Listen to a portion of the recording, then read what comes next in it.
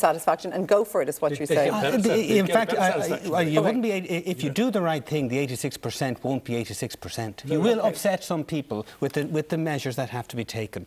But there are an awful lot of people who are more upset with the hopelessness that not enough has been done. And I think they're crying out for action. OK, gentlemen, I have to leave it there. I'm sorry. Shane Ross, George Lee, Dan O'Brien, Alan Ahern, thank you all very much for joining us. Mark. It was October of last year and John Kelly seemed to have reached a turning point in his young life. He just finished treatment for a drink problem and was planning a new start in Australia.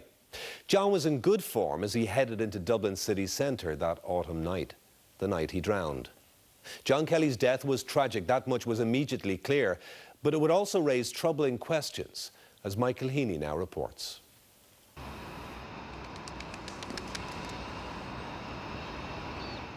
This young couple are visiting one of the most isolated and desolate corners of Dublin city centre. During the day even, it's not a place that you'd want to be hanging around, to be honest with you.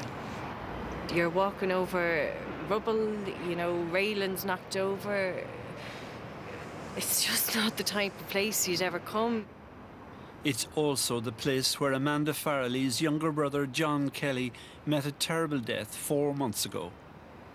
There's too many things that are not right. John could have been saved that night, and he wasn't. My son was beaten. My son was left to die. We want to know why our 24-year-old brother has been dragged out of a murky canal. 24-year-old John Kelly perished in the Grand Canal docks last October. But how did he get into the water?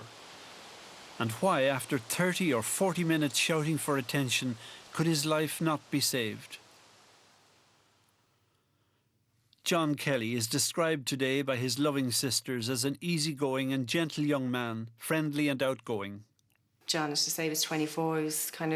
He's a real soft soul, really. He was a real gentle person. You know, the type of person who kind of got on with everyone. He loved his sisters and his brothers. He loved his mates. Everything was his mates. John lived in Tallaght, where he worked in construction with his sister's partner.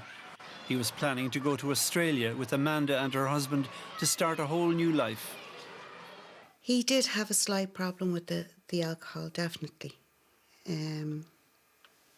That's why he went into Sister Concilios, into Coonawarra. A week before he died, John had completed a short alcohol detox course in Coonawarra Rehab Centre in Athy.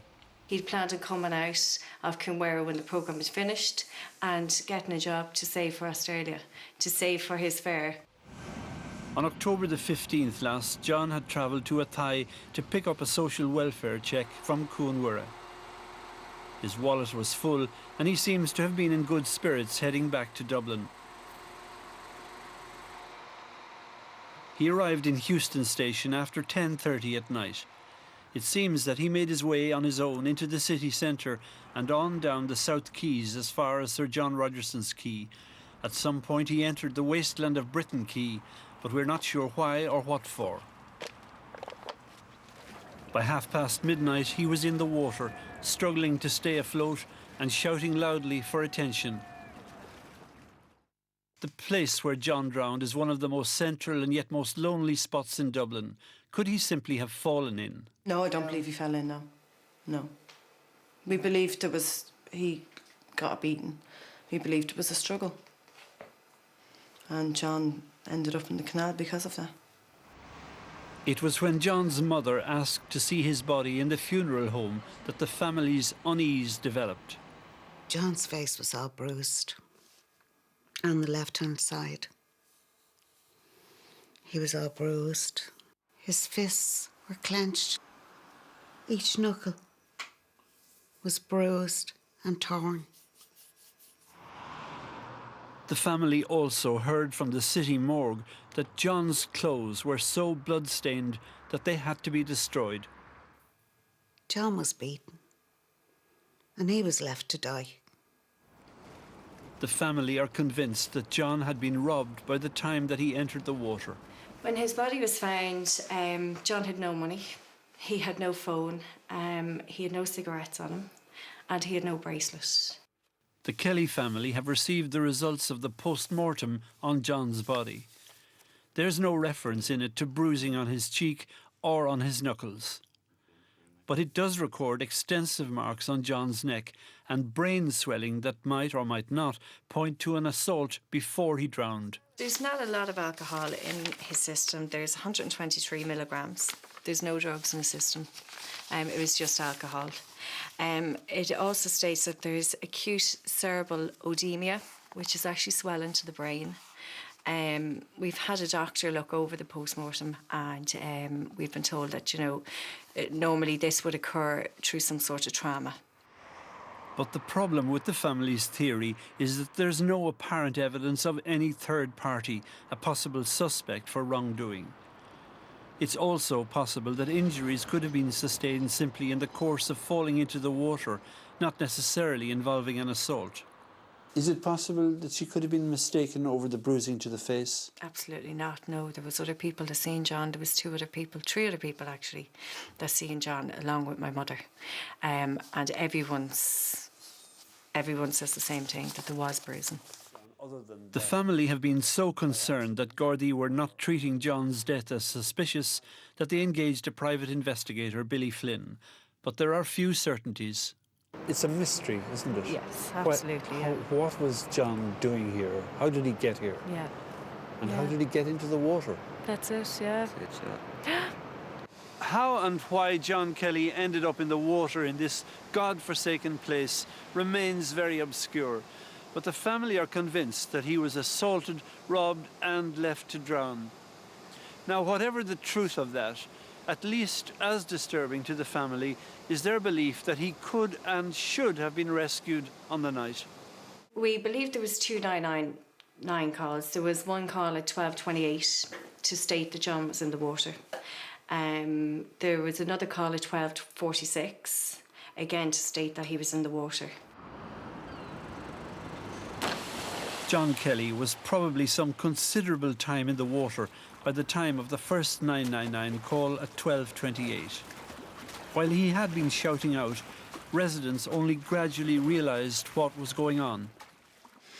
It was quite late at night, as far as I can remember, and I heard this calling from somewhere outside. I could hear there's some very loud shouting going on, and at first I just didn't think much of it. But then I went out onto the balcony to have a cigarette, and I thought it sounded like somebody in distress.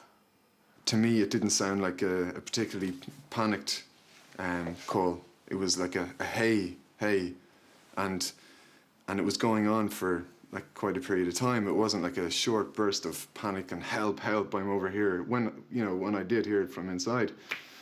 So how long did it go on for?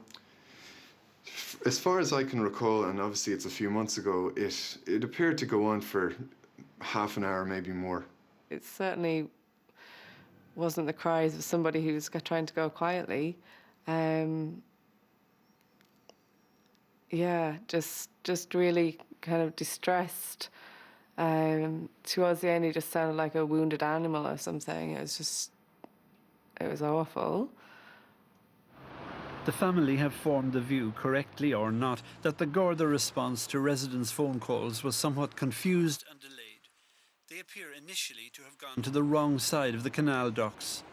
The fire brigade, for whatever reason, weren't summoned until almost 1 o'clock, nearly 30 minutes after the first 999 call. The people that we interviewed in the apartments basically said that the guards put it to them in so many words that it was suicide. He didn't want to be helped. Some people do it for attention. And some people are just like that. Gardaí, taking statements from Portview residents, also made reference to possible suicide. As he was leaving, he said to me, there's nothing you could do anyway, it was suicide. And I was surprised, I was sort of shocked by that because, for somebody to shout so loudly and for so long, obviously in distress, I sort of didn't believe it. And I said, what do you mean? And he said, the guards got there and he was still alive and they threw him a rope, but he refused to take it. This fire brigade report on the incident tells how fire officers arrived to find Gardaí already present at Britton Quay.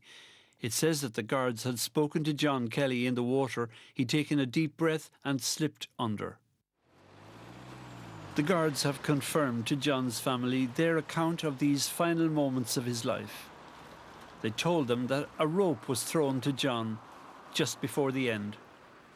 John was alive in the water when the rope was thrown.